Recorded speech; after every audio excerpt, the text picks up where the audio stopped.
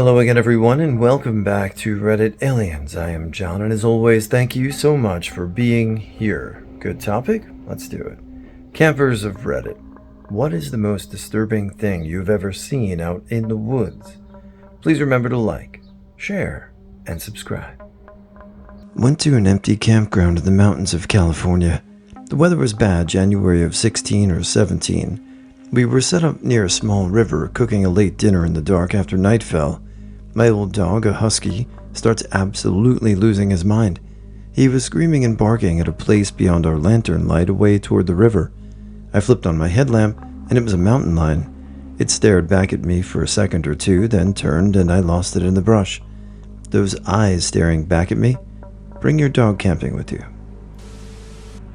My family had some land in a remote part of Colorado. We always had creepy nights up there where it felt like someone was watching us. My brother was up there once and heard footsteps around his tent and got so scared him and his fiancée left in the middle of the night. A few weeks later, 4 of us were up there and we found 4 rat tails nailed to the side of an old shed we had. We sold the land a few years ago.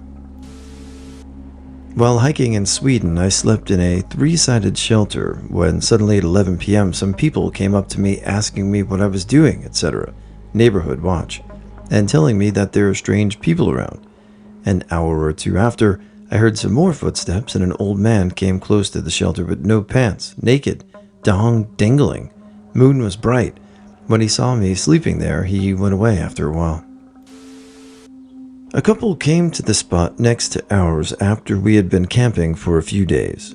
They were there for about 2 hours after unpacking and setting up camp, just practicing knife throwing and cracking a whip. One of them cut their finger off, and the other came and asked if we could watch their campsite until they got back. We did. We also played Indiana Jones for about 3 hours drunk off our ass trying to swing from a broken branch of a tree with a whip. They never came back, and we let the park ranger know to look after their stuff. As I was unpacking for a solo camping quail hunt, 2 guys walked into my camp to chat. Dirty and very disheveled, obviously drunk, they asked me if you got bullets for that gun when they saw my shotgun case. After a few minutes, they turned to walk back to their camp. I saw that one of them had his scalp peeled back, leaving an open and crusty wound the size of the palm of my hand. That night, they drank and threw 22 rounds into the fire and ran. Eventually, they passed out. The next day, they were arrested, and I was told that the one with the scalp wound tried to attack someone with a roofing axe a couple of days earlier and got the Uno reverse card played, and they were up there hiding out. Went camping on the Mendocino coast of California in the 80s or 90s. The first night at the campground, we hear what sounds like a woman screaming like she's being murdered. It terrified us all awake. After a sleepless night, we learned that there was a peacock sanctuary nearby, and that's how they sound. I was like 8 or 9 years old when I saw my grandpa standing bare naked by the river in the middle of the night when I had to go pee. Something that scared the crap out of me, as I didn't see that it was him at first. He was apparently just taking a quick bath, something he usually does at nighttime when he's out camping. But the sight of him standing there still haunts me a little to this day. Was at a campsite in rural Buffalo, New York, when a family of about 5 showed up and unpacked at the site next to us. Seemed like nice people, exchanged pleasantries, and went about our separate business setting up camp. The next morning, when we unzipped our tent and went to prep breakfast, we realized they were all still asleep on the ground. No sleeping bag, no tent, just lying down fully clothed, like they had been raptured. Remember, this is Buffalo, New York. Even in the summer, it gets cold at night. That was spooky, but we decided to leave them be and get packed up. Once we got back from the breakfast run, they were up and packing. Seeing that we were back, the father came over to us and introduced himself, said we seemed like nice people, and that he wanted to warn us about the imminent collapse of the U.S. economy. He eyed our car and said that it'll be the only type of currency available once the banks shut down, and that we should be careful, since someone will want it more than our money when China invades. He pulled out his phone and tried to show us a YouTube video that explains the whole thing, but we somehow extricated ourselves and booked it, packed up and left faster than we had ever before. The disturbing thing was not just what he said, it was how calm and genial he was while saying it, as if he was talking about the weather. DR. Went camping. Saw another family sleep outside with no tent or sleeping bags, just flat on the ground. They then warned us about China invading the US. My sons and I went camping in a very remote spot deep in the Idaho woods. We went for a 2-mile hike even deeper into the woods and came across a perfect circle, about 5 feet in diameter, made completely of bones, with a smaller circle of bones in the center of the circle, with a deer skull placed directly in the middle. On the way back, we looped around and found ourselves in front of a dense group of birch trees that gave off the darkest vibe. My sons and I all had goosebumps. We bypassed the birches and eventually made it back to camp. I think that 90% of the creepy paranormal supernatural stories you hear about in the woods have rational explanations, including my story. But even though the ring of bones was odd, it's the dark, ominous feeling that we all got from the birches that really unsettled me. A buddy of mine and I were paddling the Buffalo River in Arkansas. For reasons neither interesting nor relevant, we had to pull off and camp for the night next to a field in the middle of nowhere. In the middle of the night, we were awakened by ATVs not too far away. They got closer and closer until they were at our campsite. They started doing laps around our tent and yelling all kinds of things. It was exactly how you would imagine it would go in a movie right before the psycho rednecks do terrible things to the protagonists. Also, I'm from a redneck place where this was a completely plausible scenario, ending with me and my buddy bleeding at least a little. So we just laid there and hoped for the best, and fortunately they quickly got bored and left. Not long ago, me and my friend went camping together. It was a public trail, so other campers were expected, though I didn't expect to wake up at 4 a.m. to a balding, middle-aged man squatting behind a tree about 3 to 4 meters from our tent with a towel in hand. We locked eyes and he just said, "I'd give it 5 minutes." Lost with no service with my best friend in the Pike National Forest, Colorado, and managed to find a dispersed site campground, just dry lots and a loop you could pull up and claim. In the dead of night, picked out a dry lot, tramped a couple yards into the trees to set up our hammocks for the evening. After picking a hammock spot and slinging them up, we decided to take a little stroll around the loop to stretch and wind down before we turned in. In the center of the loop was an untamed grove of shrubbery and small trees. This night was so naturally dark, we had to bust out the headlamps to get around safely. We prefer to walk around in the dark. As we were finishing up our last lap around the loop before we returned to the car to finish settling in, I heard fainting, rustling coming from the shrubbery and turned to look into it. As I do that, I make very intense eye contact with two very large, forward-facing eyeballs about 15 to 20 feet from me under our spot on the gravel drive. The longer I stared, the hairs on the back of my neck stood up as the details came into focus. Rounded ears, apex eyes, very feline. It was an effing mountain lion. I vividly remember pointing at it and asking, "Rebecca, what the is that? Are you also seeing that?" We immediately started panicking, giggling, like two teenaged girls, talking very loudly, and backing away with linked hands. It never made a move toward us that we saw. I think it was just observing us. We abandoned everything that we had lugged out of the car already, hopped in, and didn't leave for the rest of the night. We actually had a blast sleeping in the car. Seats folded down into a mega bed with the windows cracked. Kind of wild to think that if we didn't go back to our walk, we would have just turned in for the night, all snug in our hammocks. Who knows what could have happened with a big cat that close? Packing up our gear in the morning had me so on edge. I psyched myself up into thinking we were being stalked by a cat. One time there were these campers across from us at another site, and they were late 20s. They were drinking late into the night, which usually isn't a problem, Corps of Engineers Park. But this one effer would make this loud scream every time I took a shot and wouldn't stop doing it.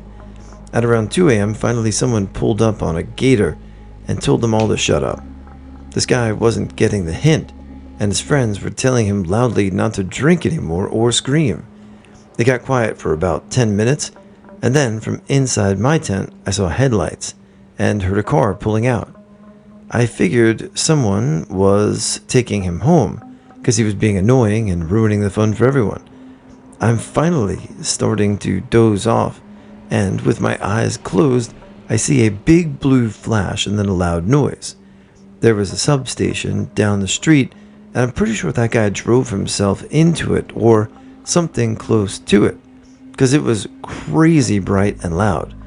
I would probably say I feel sorry for the guy, but he was the most annoying person I had ever met in my life. Probably heard him do his stupid ass Mario screams 15 times that night after 1 a.m. I went on a family camping trip in Austria as a kid. The campsite was in a forest, and my dad picked a nice spot between some trees. Unfortunately, our tent wouldn't fit, so we had to move along a bit. That night, there was a massive storm, and I remember my parents trying to tie the tent to the car and spending most of the night holding the tent down.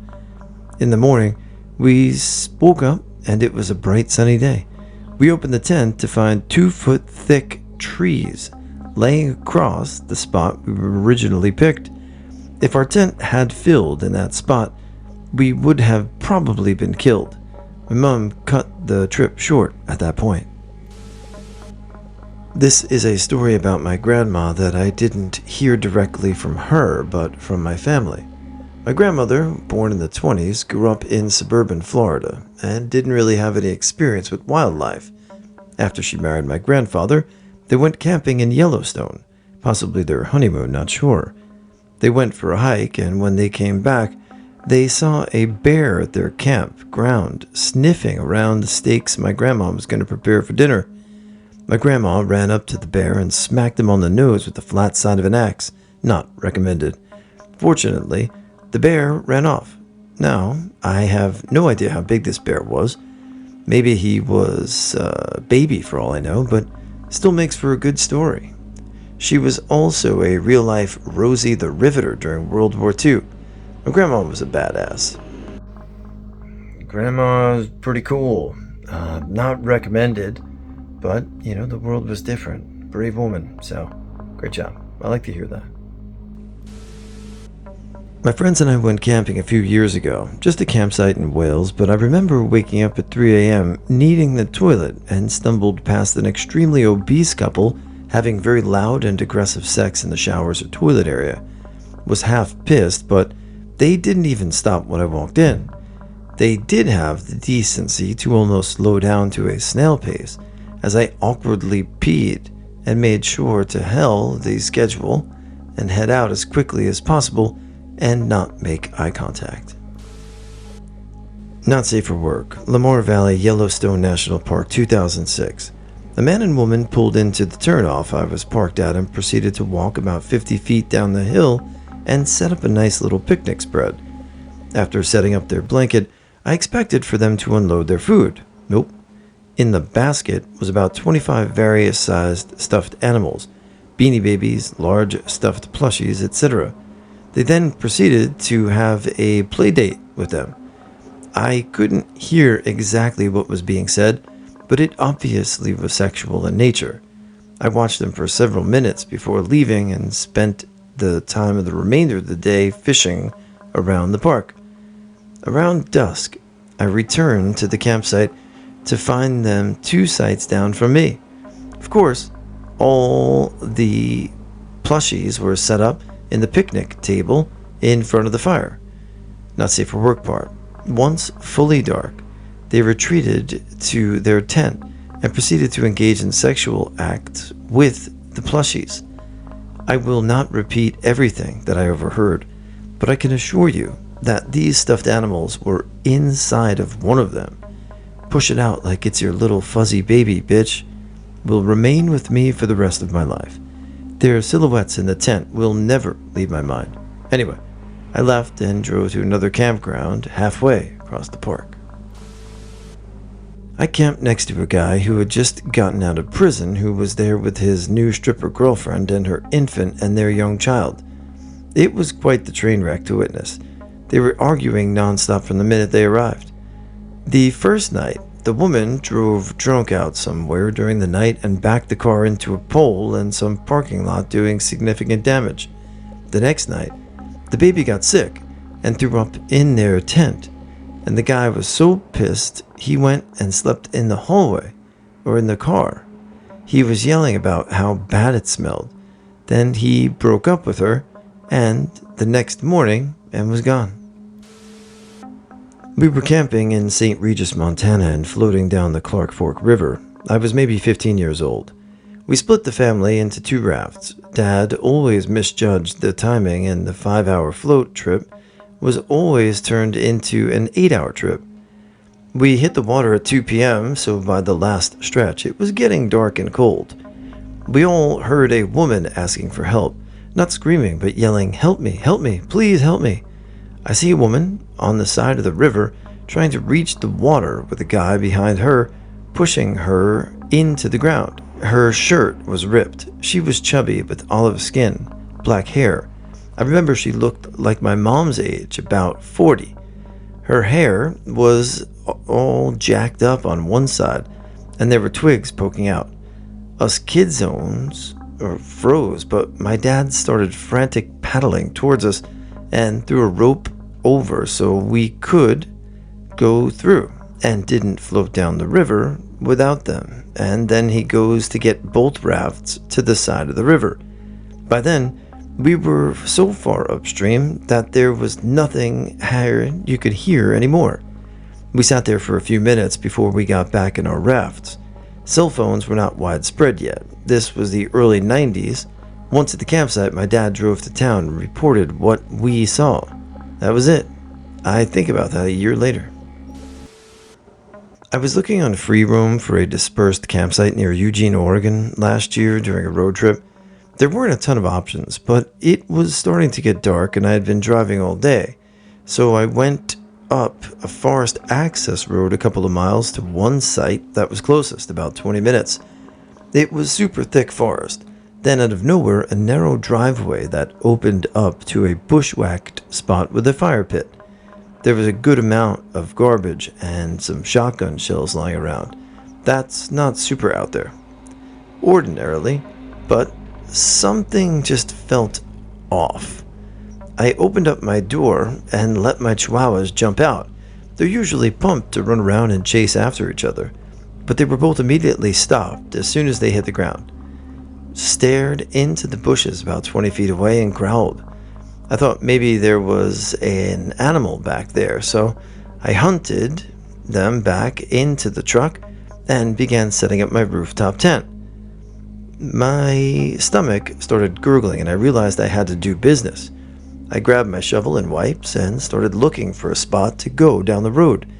The forest was so thick, there weren't any good options, so I came back to the site and started walking the perimeter to find a hole to duck into. As things were becoming urgent, I found an opening right where my dogs were staring and growling, and just one could just feel that someone else was there, just out of sight. It was pretty dark at this point, but I quickly ran back to the road and dug my hole, and I did my thing that came back and they started packing everything back up. There was no cell service, and for all I know, there could be multiple people in business waiting for me to go to sleep.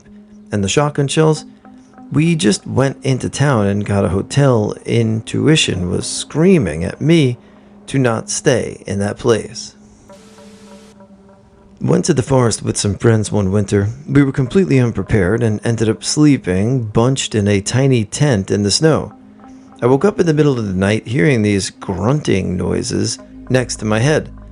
I thought it was my friend snoring, but then realized that there was a giant snout poking the fabric of the tent on the outside and literally breathing in my face. I barely held myself from screaming. when I got bored of trying to get inside the flat. We went outside in the morning, and there were massive paw prints everywhere, plus the owner of the leftovers of our food were gone. Lesson learned the hard way.